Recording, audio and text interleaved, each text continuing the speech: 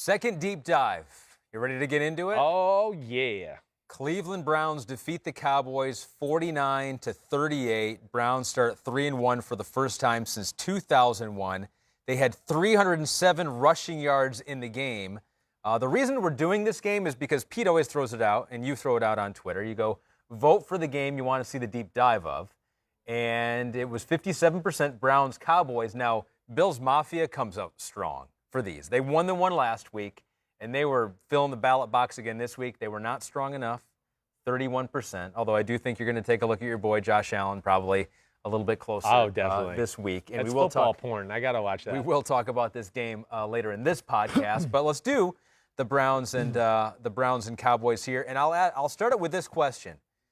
Is the Cowboys defense the worst defense in the NFL right now? I think it is. I do. Because I think when I look at it, and you know what, just so we're sitting here, let's literally look where. So they're ranked 30th in football. The teams that are worse than them are the Falcons and the Seahawks. The Seahawks, I'm taking them over those two defenses all day just because we've talked about it. They make a few plays every game. So I'm not worried about that. And the Seahawks can stop the run. So at least like they're only getting gashed in one part of the game. You know, the Cowboys get gashed equally. They're very, what is it, bipartisan there? Is that what I want to say? I don't think so. No, it's wrong. Wrong. Yeah.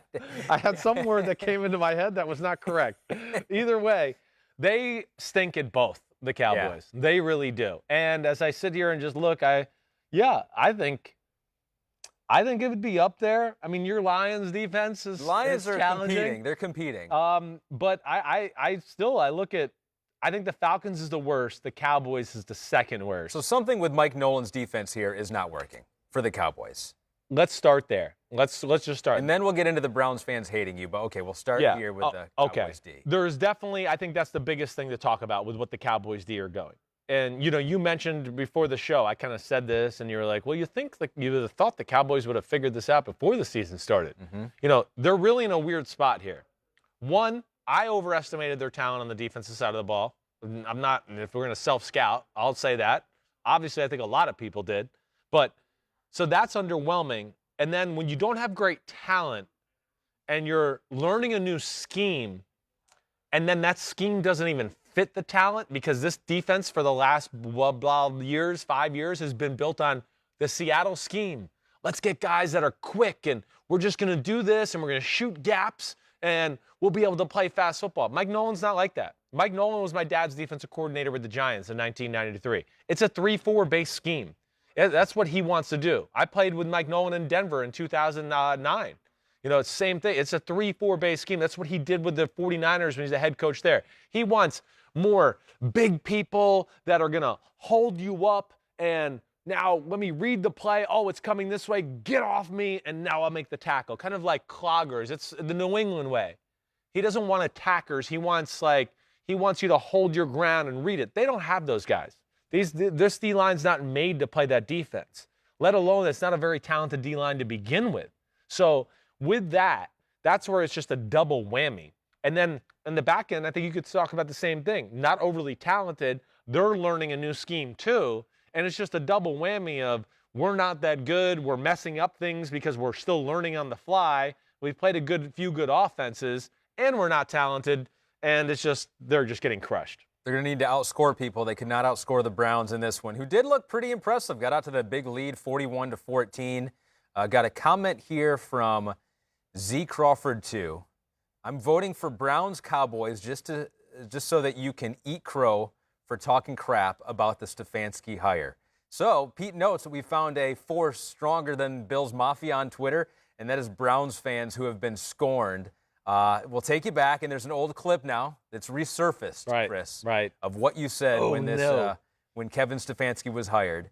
You called it a, quote, dumpster fire, and said, I don't know what you would hire Kevin Stefanski for when Mike Zimmer is putting all his praise on Gary Kubiak. So what do you think? What do you think of Browns fans digging up old clips of Chris Simms? First of all, it means they care. They care. Well, it's all right. And they're listening. Yeah. And were you wrong?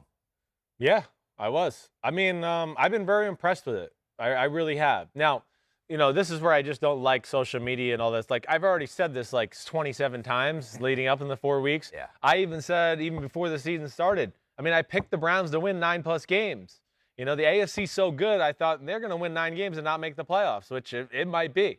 But I think the thing, Stefanski, as I sat back more and more and we got closer to the season, I went, ooh, wait, this team could be built for the way he wants to do things. Now, I didn't see any of these tweets or anything after week 1 when it was 38-6. Somehow they forgot that.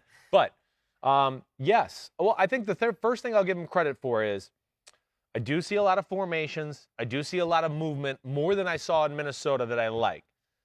The run game is where he is special. That is, they dominated in the run game. And he's got everything in his run game. We know the O-line's good. They got a good blocking tight end in Hooper. And the running backs are special. Now, that's where they really separate themselves, and I think that's where he finally kind of found, like, okay, wait, screw Jarvis Landry, Odell Beckham Jr., Baker Mayfield. I don't need to have, like, the sexiest show on earth, and we throw for 400 yards every week. Wait, if we just win games, everybody will be happy.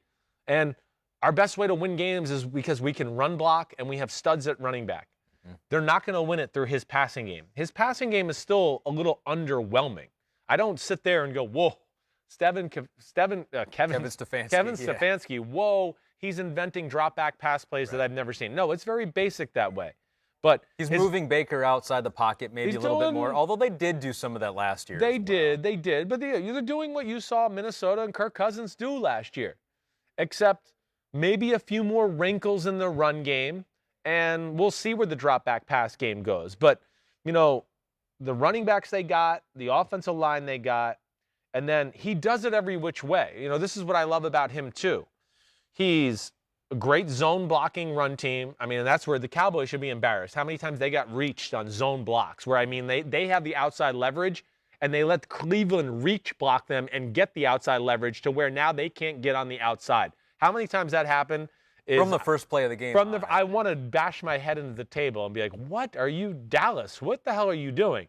Then they're great at pulling guards and doing stuff like that. And this is where it's rare because usually good run teams are kind of just like, we're good at this part of the run and we're really good. Yeah. We're not, and this is like Shanahan stuff where I'm going, whoa, all right, pulling guards good. Whoa, inside trap pretty good. Ooh, toss sweeps pretty good.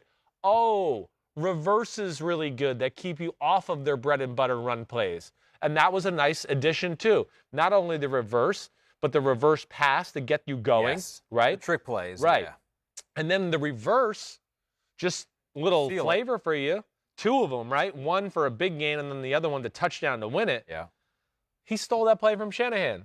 Brandon Ayuk ran for a touchdown on that exact play last week against the New York Giants. Same play. Fake like we're going to pull the guard to the left. We're going to have the tight end come back underneath and lead the back. Oh, nope, stop and go back the other way. And give the reverse and Odell Beckham Jr. So from all those things, I really like Cleveland and what they're doing on the offensive side of the ball. The pass game, like I said, needs a little work, definitely. Baker still has moments where I go, how do you miss that throw? Or how did you not see that guy over the middle? Yeah. It's not perfect. There was one down the sideline late to Odell. That was it. That was game sealing. That should have been the game right there. You're right. But, again, there's still a lot of good from the pass game and Baker. And I think Cleveland's one of those teams just say, watch out for. They're on the right track. It's funny you bring up Kyle there on a couple of things because you got a Twitter response from Sage Rosenfels. Whoa. Who says, as someone who played for Stefanski, Kyle Shanahan, and Matt LaFleur, I'd put Kevin in the mix as a coach. Maybe not as creative as Kyle, but the attention to detail and ability to connect to my teammates was off the charts. I could see that. Sage is a great dude. Sage played for Kyle as well, so he understands that. But yeah, I could see that, especially in the run game, and the attention to detail is real. Now, the pass game has to start to expand. It does, because they're going to have their match here soon where they're going to play a team, and they're going to go, you're not running on us. So let me ask you this. 2019 Vikings offense. Yeah. To what you're seeing with the Browns here, is he doing less with the pass game? Is he trying to do more? What are some? No, I think it's equal right now. About the same. About the same. Yeah, I do. I think it's about the same. I think he's got a better offensive line in front of him now than Minnesota did. Those guys, we do have to give them credit, right? Yeah. Wyatt Teller, PFF has him as one of the highest graded guards out there this year, Virginia Tech guy. Yeah. Used to be with Buffalo. Jedrick Wills, who you were big on. Was he your number one lineman coming out of the? Yeah, no, he was not my number. Wait, who was my number one? Hold on, I'm trying to think. Up there. I think he was You one. liked him. I think he was one. I think he was. You're right. Joel Bitonio. Yeah, Joel Bitonio. He's another good guard. J.C. Treader and, of course, Jack Conklin. So Yeah. we're talking an elite unit right now, at least run blocking. Elite. I mean, very elite. They really are. And like we just talked about, they're versatile too. So it's not like, oh, they have to, only do like double teams and push forward. Certain offensive lines are like that. Like, I don't think the Saints can do. Saints offensive line's awesome, but I don't think they can pull guards and do all the movement stuff that this Browns offensive line can do. That's where they're really special that way. And, the pass game will, I think, come. I mean, I think they are getting to a point because you saw moments in the game where you went, oh, I mean, Cowboys got no choice here but just leave these guys one-on-one on the outside. They got no choice. Yeah. And Baker hit a few, and he missed a few. We'll see where that goes. But, Dallas's defense is atrocious, and they should be embarrassed by what they did. And, we might as well. Let me just see if there's anything else I'm missing. Let me give you some. Oh yeah, please do. While you look for your other points here, there were some Browns fans who had your back. Oh, that's nice. There was most 90% hate. 90% were crapping at you. Right. But JCOSU 86 says, well, to be fair, after the Baltimore game, I was having serious doubts, like you mentioned. They haven't been 2-1 since 2014. They haven't been 3-1 since 2001. Bad hire after bad hire, crappy draft after crappy draft.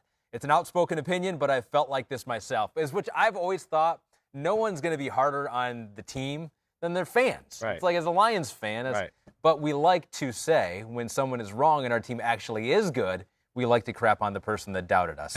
Players say it all. It's what makes the sports world go round. It is, no doubt. It's like everyone doubted me. No one thought I could do this. Right. And so you've done them a favor, to be quite honest with you. Oh, You've done Browns fans a favor because now they have you to point at and feel really good about. OBJ, Odell Beckham. Right. Huge game for him. And I know there was questions when we started this year, right? Is it not going to work for him in Cleveland? So here, really positive signs specifically in this game on Sunday. Yeah, I mean, again, he doesn't have to lead football and receptions and do all those things. Yeah. I think he'll be happy. Get him the ball. Get him the ball. He doesn't give a damn if it's a running or pass or a flip or whatever. Or a wide receiver. Yeah, he doesn't give a damn. And if you got to infuse him and he's got to be Deebo Samuel for the Cleveland Browns, then so be it. Let it do it. That's another weapon for your team. Do it. Get him the ball in his hands, both him and Jarvis Landry. And if it has to be through the running game, then so be it too. Who cares? I don't think they're going to care, those guys. I think they just want to win and they want to have an influence on the game. And I think as long as you get them touches, and Stefanski, I know he made comments to Florio about he's really putting pressure on himself to find ways to get Odell the ball early on in the game, and rightfully so. He should. That's why you sign playmakers. I mean, the playmakers won the game for the Browns yesterday. Yeah. Stars won. I mean, when I always go, I don't know who's going to make a play when it has to win a game. Well, Myles Garrett made plays yesterday. Odell Beckham Jr. made plays yesterday to win the game for that football team. And that's what they do have. So there's some really good there. And I think Stefanski will continue to expand the playbook there. Before we put a button on this one, we should talk about the Dallas offense, although there's not a whole lot to say here. Hold on. Yes. I just want to finish this. Right? Okay. Dallas Cowboys defense stinks. Let's just button this up, okay? They stink. If you didn't get that at the top, you've got it now. They have I don't know what they're doing at times. I really don't. I've talked about the personnel. It's not good. The front seven's not good. The secondary's just all right? I mean, they're not doing the right things schematically. Some run fits, I just go, I don't even know how this is expected to work here. I can't figure it out. I watch it 20 times in a row and go, I don't know how the coach is expecting the players to get this job done, right? So I think there's some unrealisticness being asked of the players there. And then, just last few things here. Just, OBJ on the slant, touchdown to Darryl Worley. Like, what? Darryl Worley on an island against Odell Beckham Jr., no help anywhere? Mm-hmm. What? Mind blown emoji. That can't happen. And I guess that's the last thing I wanted to say. There was as one much more as thing. you've ripped the Seattle scheme, right? They'd probably be better off going back to it. They would right now. There's more suited for it. That's the way to say it. Yes, they are more suited for that. And I think that was. Okay, I'm good there. I think I got it all out of my system. Let's go quick on the other side of the ball here and then get to our other games of the week. Dallas's offense is crazy. They're always coming from behind, though. Right. And so it's like, I don't know how many of those stats are real or garbage time. But Dak has now thrown a grand total, speaking to this point, a grand total of 2 passes with the Cowboys in the lead. That was back in week 1 when they took a 14-13 lead at the end of the first half. So they've been behind basically this whole year, except at the end of the game against Atlanta there, and for all the game here against Cleveland. Here's one comment, kind of interesting, from Sloppy Jojo Cards. Okay. It says, Amari Cooper has been quitting on routes all season when he knows the ball isn't supposed to come to him.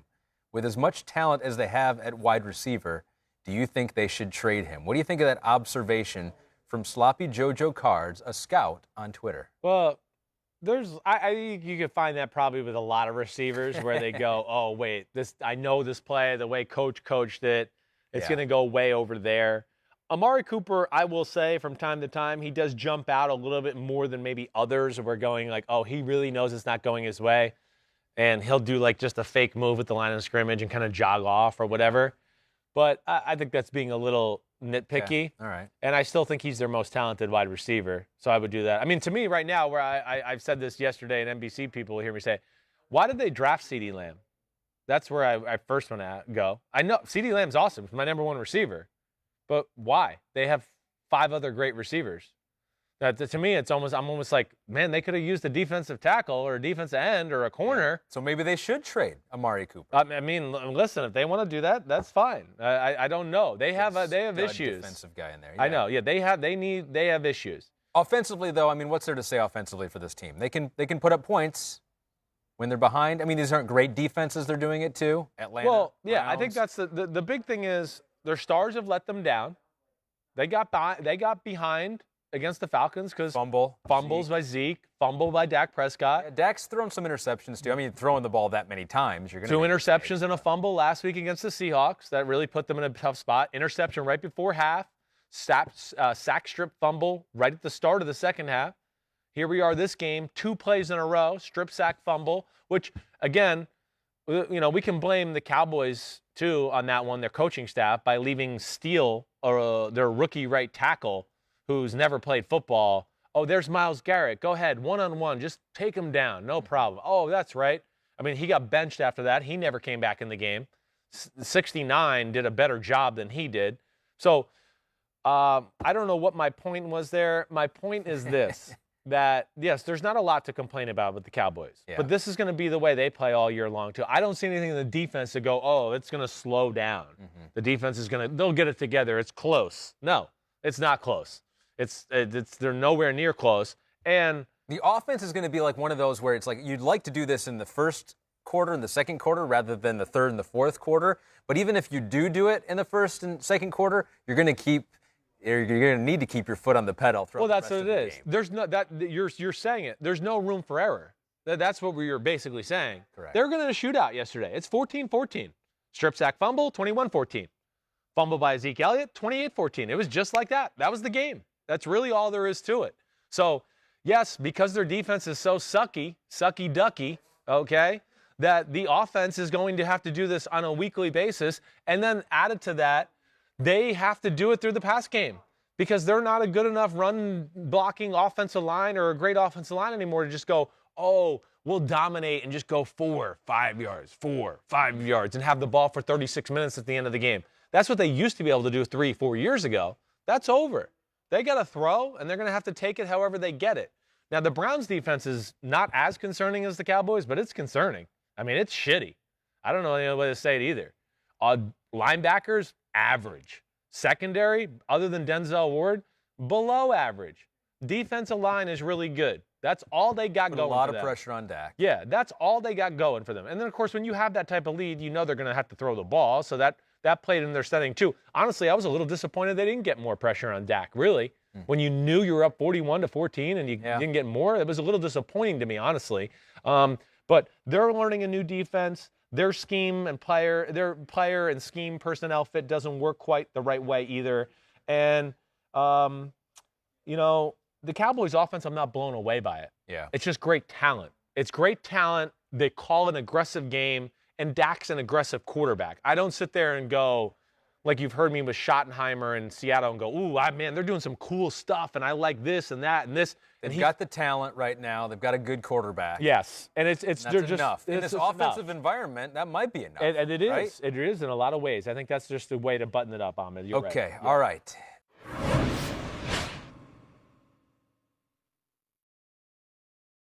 Hi, I'm Mike Tirico, and thanks for watching. Make sure to hit subscribe for the latest news and highlights from NBC Sports.